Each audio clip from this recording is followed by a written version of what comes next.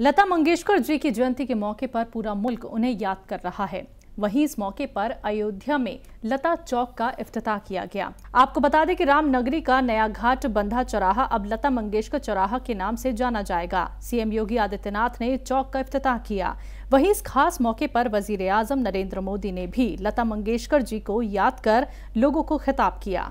आज हम सबकी श्रद्धेय और स्नेह मूर्ति लता दीदी का जन्मदिन है। आज संयोग से नवरात्रि का तीसरा दिन मां चंद्रघंटा की साधना का पर्व भी है। कहते हैं कि कोई साधक साधिका जब कठोर साधना करता है तो मां चंद्रघंटा की कृपा से उसे दिव्य स्वरों की अनुभूति होती है। लता जी मां सरस्वती की एक ऐसी ही साधिका थी जिन्होंने पूरे विश्व को अपने दिव्य स्वरों से अभिभूत कर दिया।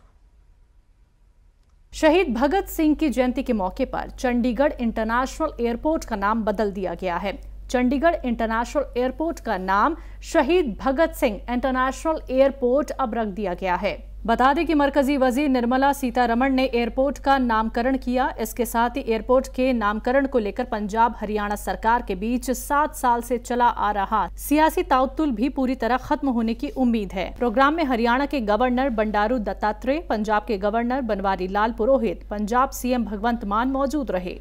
2 दौर की मुल्कगीर छापेमारी और popular front of India PFI के 240 से ज्यादा नेताओं और ओहदेदारान की गिरफ्तारी के बाद मरकज ने PFI पर 5 साल के लिए बैन लगा दिया है। एक सरकारी ऑर्डर में कहा गया है कि PFI और उससे जुड़े संगठनों या मोर्चों को UAPA के तहत फौरी तौर पर गैर कानूनी एसोसिएशन करार किया जाता है। जांच एजेंसियों ने PFI पर कई संगीन इल्जामात भी लगाए हैं। तो उत्तर प्रदेश के मदरसों में भी अब दीगर तालीमी इदारों की ही तरह 6 घंटे पढ़ाई होगी। अभी तक स्टेट रन मदरसों में पढ़ाई का वक्त मदरसा इंतजामिया की मर्जी से तय होता था। उत्तर प्रदेश मदरसा बोर्ड ने अब इन मदरसों का टाइम टेबल बदलकर सभी मदरसों में 6 घंटे की पढ़ाई जरूरी कर दी है। मदरसा बोर्ड के रजिस्ट्रार जगमोहन सिंह ने इस बारे में ऑर्डर जारी कर दिया है। 1 अक्टूबर से इन मदरसों में सुबह 9 बजे दुआ और फिर राष्ट्रगान होगा। इसके बाद सुबह 9:20 से क्लासेस चलेंगी। 12 से 12:30 बजे के बीच इंटरवल होगा। उसके बाद दोपहर 3 बजे तक क्लासेस चलेंगी। ये जानकारी यूपी मदरसा बोर्ड के चेयरमैन डॉक्टर इफ्तिखार जावेद ने दी है।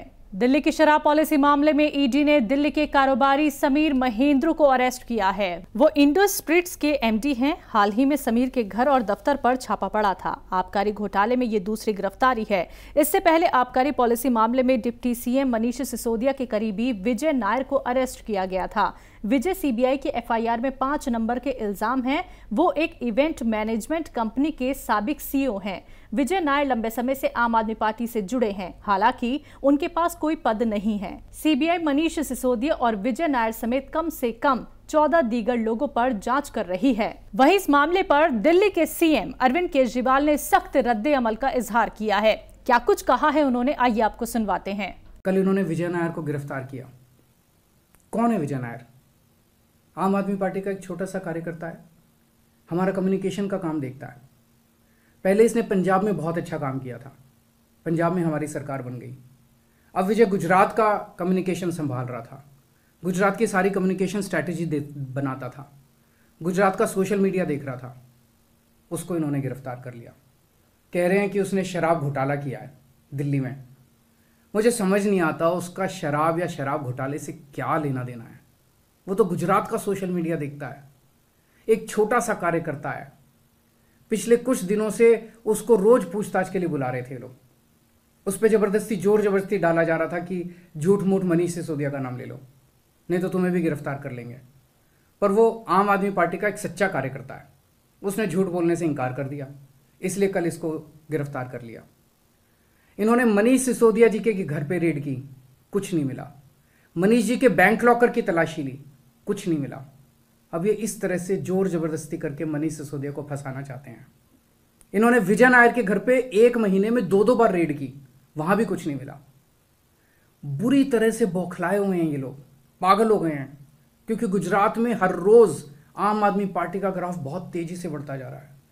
गुजरात के लोग इनको अब खुल के सड़कों पे गालियां दे रहे हैं, इसलिए ये आम आदमी पार्टी को कुचलना चाहते हैं। लखनऊ में समाजवादी पार्टी का प्रदेश सम्मेलन मुनक्किद किया गया। अखिलेश यादव समेत पार्टी के आला नेताओं ने भी इस प्रोग्राम में शिरकत की। हालांकि आजम खान तबीयत खराब होने की वजह से इस सम्मेलन में नहीं पहुंच पाए। समाजवादी पार्टी के प्रदेश सम्मेलन में नरेश उत्तम पटेल को सपा का दोबारा प्रदेश अध्यक्ष चुना गया है। सपा नेता प्रोफेसर रामगोपाल यादव ने कहा कि प्रदेश अध्यक्ष पद के लिए महज एक ही दावेदारी सामने आई है। समाजवादी पार्टी नेता आजम खान फिर सुप्रीम कोर्ट पहुंचे हैं। जौहर यूनिवर्सिटी के मरकज के कब्जे और 3 नए मुकदमे दायर करने पर कल सुनवाई होगी। तो गौरतलब है कि उनके ऊपर पहले से 87 मुकदमे चल रहे हैं। ताजमहल के 500 मीटर दायरे में तिजारती सरगर्मियों पर रोक के लिए सुप्रीम कोर्ट के हुक्म पर एडीए ने सर्वे शुरू करने का ऐलान किया है। ताजमहल के मशरिकी, मगरिबी और जुनूबी गेट के जानिब 500 मीटर दायरे में 400 से ज्यादा दुकानें, होटल, एम्पोरियम और मझोले कारोबार हैं, जो कि लगभग इस इलाके के हर घर में खुले हैं। ताजगंज जुनूबी गेट से जैन मंदिर की ओर सब्जी मंडी और पुराना बाजार है, जहां कपड़े, दूध, सब्जी समेत जरूरत की सभी दुकानें हैं। इनके बंद होने से ताजगंज के 50,000 से ज्यादा लोगों को दूध, सब्जी, पानी तक के लिए तरसना पड़ेगा। IRCTC घोटाला मामले में तेजस्वी यादव को राहत मिली है, तो लालू यादव को भी सिंगापुर जाने की इजाजत मिल गई है। बता दें कि लालू यादव फिलहाल चारा घोटाला मामले में जमानत पर बाहर हैं। गौरतलब है कि लालू यादव पिछले कुछ सालों से खराब सेहत से जूझ रहे हैं। Lalu Prasad Yadav diabetes, blood pressure, हृदय रोग, प्रोस्टेट का बढ़ना, यूरिक एसिड का बढ़ना, किडनी की बीमारियों से लगातार जूझ रहे हैं। बात अगली खबर की। राजस्थान कांग्रेस के 3 विधायकों को कांग्रेस के आलाकमान ने नोटिस जारी किया है। राजस्थान कांग्रेस में सियासी घमासान के बीच गहलोत गुट के 3 विधायकों को आलाकमान ने ये नोटिस जारी किया है। राजस्थान कांग्रेस में सियासी घमासान के बीच गहलोत गुट के 3 विधायकों को आलाकमान ने कांग्रेस विधायक दल की बैठक का बायकॉट करने के मामले में एक्शन लेते हुए वजह बताओ नोटिस जारी किया है। शांति धारीवाल, महेश जोशी और धर्मेंद्र सिंह राठौड़ को कांग्रेस आलाकमान ने ये नोटिस जारी किया है। वहीं सीएम अशोक गहलोत पर कोई एक्शन नहीं लिया गया है। इसको लेकर यह माना जा रहा है कि उन्हें क्लीन चिट मिल गई है। ऐसे में गहलोत के अभी सीएम बने रहने के आसार नजर आ रहे हैं। साथ ही गहलोत के कांग्रेस प्रेसिडेंट के नॉमिनेशन पर सस्पेंस बना हुआ है। अजय माकन और मल्लिकार्जुन खड़गे की रिपोर्ट में तीनों नेताओं को बेजाब्तगी का दोषी माना गया है और तीनों को 10 दिन में जवाब देने के लिए कहा गया है। हिमाचल कांग्रेस के कार्यकारी सदस्य हर्ष महाजन ने कांग्रेस के सभी पदों से इस्तीफा दे दिया है और भारतीय जनता पार्टी का दामन थाम लिया है। बीजेपी में शामिल होने के बाद उन्होंने इल्जाम लगाया है कि हिमाचल कांग्रेस में टिकटों की ब्लैकमेलिंग होती है, वहां कारकुनान की सुनने वाला कोई नहीं है। हर्ष महाजन से बात की हमारे नुमाइंदे मोहित शुक्ला ने। हमारे साथ बातचीत करने के लिए हर्ष महाजन जी हैं। आप कार्यकारी अध्यक्ष रहे कांग्रेस के। आज क्या बात हो गई, क्या ऐसी बात हो गई कि आपने कांग्रेस का साथ छोड़ दिया? मोह भंग हो गया? मोह तो भंग हुआ ही है। कांग्रेस में रहा ही नहीं कुछ भी जी। कांग्रेस में ना लीडरशिप है, ना कंट्रोल है, ना डिसिप्लिन है, ना कैडर है, तब क्या करेंगे? सेम ऐसा ही आरोप प्रतिभा सिंह ने भी लगाया है। प्रतिभा सिंह के बयान को सामने आने के बाद लगातार खलबली मच गई थी कांग्रेस के अंदर। क्या प्रतिभा सिंह के बयान से सहमत हैं? बिल्कुल सहमत है जी।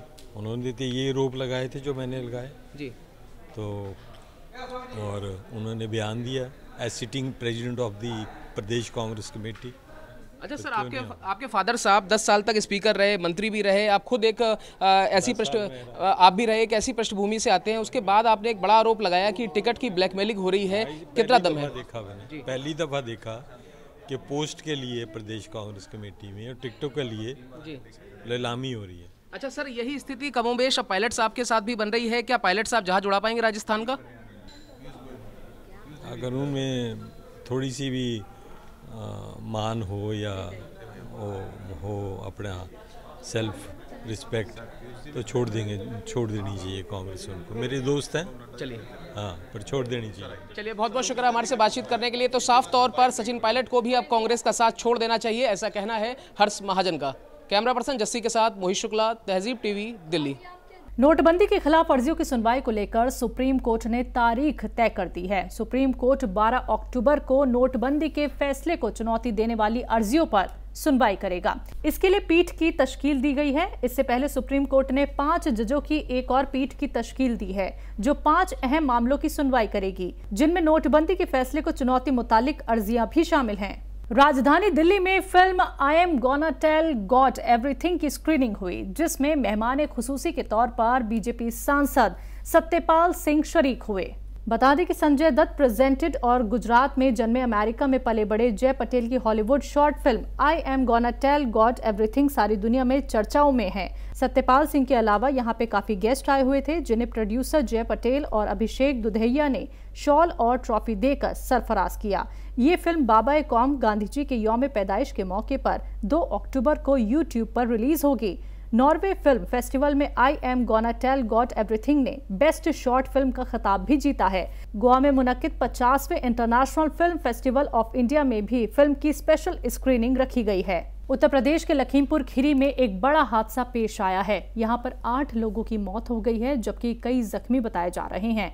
आपको बता दें कि लखीमपुर खीरी जिले में दर्जनों मुसाफिरों से भरी प्राइवेट बस और एक ट्रक में आमने सामने से टक्कर हो गई, जिसमें ये बड़ा हादसा पेश आया है। इसके चलते निजी बस में बैठे 8 लोगों की मौके पर ही मौत हो गई, जबकि 2 दर्जन से ज्यादा लोगों की हालत नाजुक है।